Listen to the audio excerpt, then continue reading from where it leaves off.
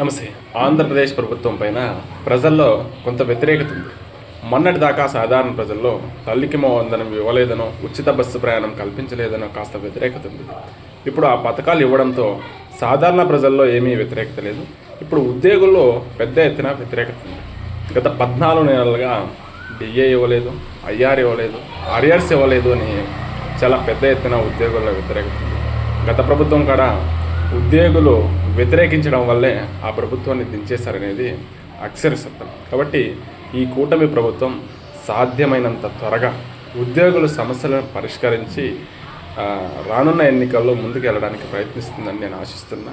ఇలాగే 1 సంవత్సరం 2 సంవత్సరాలు కనుక ఆలస్యం చేస్తే ఉద్యోగుల్లో పెద్ద ఎత్తున వ్యతిరేకత వస్తుంది. ఒకసారి వ్యతిరేకత ఏర్పడ్డ తర్వాత అది పూర్తి స్థాయిలో వాళ్ళకు కావాల్సిన అన్ని సౌకర్యాలు కల్పించినా పోతుందని నేనైతే అనుకోవడం లేదు.